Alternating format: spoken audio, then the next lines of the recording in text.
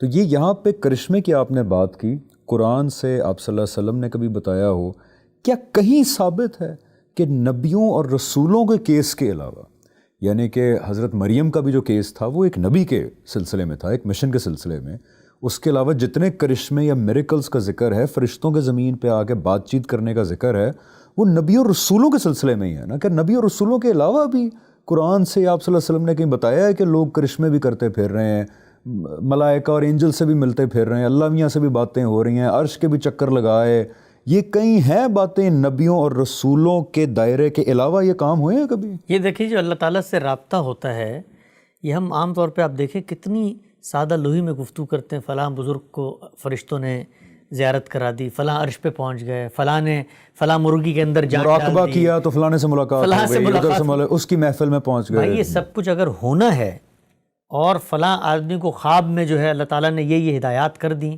یہ سب کچھ ہونا ہے تا قیامت، تو ختم نبوت کی پھر کیا ضرورت ہے؟ بالکل، بس ٹائٹل کا ہی فرق ہے بھی اس میں۔ یعنی ختم نبوت جو ہوئی ہے، ختم نبوت کا مطلب ہے کہ آخری پیغمبر آ گیا ہے، اب اس کے بعد اللہ تعالیٰ کے ساتھ رابطہ قائم کر کے کوئی ہدایت جاننے کا ہمارے پاس کوئی ذریعہ نہیں ہے۔ نبوت ختم ہو گئی۔ نبوت نام کس چیز کا ہے بھائی؟ اسی کا تو نام ہے محبت ربانی، اللہ تعالیٰ سے تعلق، اللہ تعالیٰ کی بات آپ تک پہنچتی ہے، وہ لوگوں تک آتی ہے۔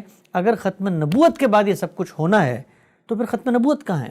تو میں آپ کو آگے بڑھ کے بتاتا ہوں کہ جو لوگ اس بات کو مانتے ہیں، سمجھتے ہیں، وہ پھر آگے سے یہ کہتے ہیں کہ ختم نبوت جو ہے وہ صرف ایک پہلو سے ہوا ہے، ایک دوسرے پہلو سے قیامت تک جاری ہے، رابطہ بھی ہوتا ہے اور معلومات بھی آتی ہیں، ہدایات بھی آتی ہیں، تم لوگ نہیں جانتے، چھوٹے لوگ ہو، سادہ لوگ ہو، یہ خاص لوگوں کی بات ہوتی ہے، اخص الخواص کی توحید ہوتی ہے۔ یہ قُلْ اللہ احد اللہ الصمد تم لوگ پڑھتے ہو، یہ چھوٹے چھوٹے مسلمانوں کی توحید ہے، ہماری توحید اس سے مختلف ہے۔ اور پھر آگے کیا ہوتا ہے کہ وہاں پر ایک شخص کو خدا کا جسدی ظہور بنایا، سیدنا مسیح کو، شرک ہو گیا۔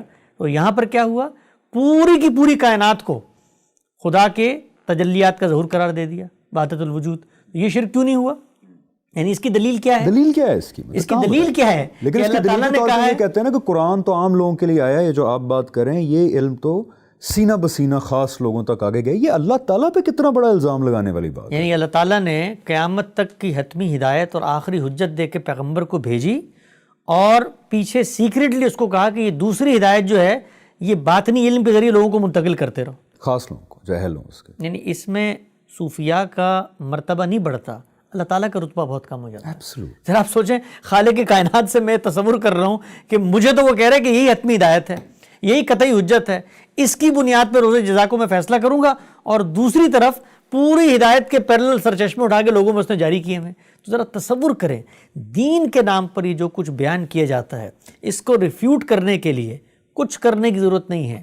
جو کچھ آپ کے سامنے شخص آ کر بتائے نا، اس کو بولے قرآن مجید پڑھو اور اس میں سے بتاؤ اس میں یہ کہاں لکھا ہوا ہے۔ یہ کہاں لکھا ہوا ہے کہ رسول اللہ کے رخصت ہونے کے بعد اللہ تعالیٰ اپنی زمین کا نظام چلانے کے لیے غوث کتب ابدال کو منتخب کرے گا، اور ان کو پورے ما کان ما یکون کا علم دے گا، وہ آسمانوں پہ بیٹھ کے چونٹی کی لکیریں بھی دیکھ لیں گے، وہ وضو میں لوگوں کے دھلتے ہوئے گناہ بھی دیکھ لیں گے۔ یہ جو کچھ بیان کیا جاتا ہے ہمارے ہاں تصوف کی روایت میں، ذرا تصور کریں ایک منٹ کے لیے، بھائی اللہ کے پیغمبر پھر کرنے کیا آئے تھے مشرکین مکہ کے ساتھ؟ یعنی ان کے اور ان میں فرق کیا رہ جاتا ہے پھر؟ ساری باتیں جو ہیں اس کا مذہب اسلام سے کوئی تعلق نہیں ہے۔ آگے بڑھ کے یہ کہنا چاہیے تمام لوگوں کو جو اسلام پر کھڑے ہیں، یہ جو کچھ دین کے نام پہ بیان کیا جاتا ہے اس سے دین ہٹا لیں، اپنا دین بنائیں، اپنی باتیں کریں، اپنے بابوں کو، ان کے مزاروں کو، اپنے بزرگوں کو کچھ بھی کہہ لیں، اسلام سے اس کا کوئی۔ اور میں آپ کو آگے بڑھ کے یہ بات بتاتا ہوں کہ جن کے نام پہ ہم یہ سب کچھ کر رہے ہوتے ہیں، یہ انہوں نے خود اپنے بارے میں کبھی دعویٰ نہیں کیا، زیادہ تر کئیوں نے کیا بھی۔ یعنی ہم جب صحابہ کے بارے میں یہ بات کرتے ہیں، ہمارے لیے تو دین کے معاملے میں وہ معیار ہے نا، ہم ان کا نام لے کر اگر یہ کام کرتے ہیں تو کوئی تصور ہی نہیں ہے، تصور ہی نہیں ہے ان کے تو کوئی تصور ہی نہیں۔ کبھی نہیں سنا کہ حضرت ابو بکر کے کوئی کرشمے، حضرت علی کے کوئی مراقبے ہو رہے ہیں، حضرت عمر، حضرت عثمان یا بڑے بڑے جو جید صحابہ ہیں ان کی کبھی سٹوریاں سنی نہیں اس طرح کی کہ وہ بھی کرشمے دیکھ اڑ رہے ہیں، کہیں پہ جا رہے ہیں۔ تو دین بالکل سادہ ہے۔ اصل امتحان کیا ہے؟ اصل میں انسان اس اصل امتحان سے فرار کی راہیں تلاش کرتا ہے۔ وہ اصل امتحان یہ نہیں ہے کہ جنگل میں چلے جاؤ، وہ اصل امتحان یہ ہے کہ شادی کرو، کاروبار کرو، بازار میں بیٹھو، رشتے بناؤ، پھر تمہارا امتحان ہے کہ کس کے حقوق ادا کرتے ہو، کس کے نہیں کرتے. یعنی یہ تو گیم سے جس کو آپ کہتے ہیں ایگزٹ لینا ہے، اسکیپ ہے یہ.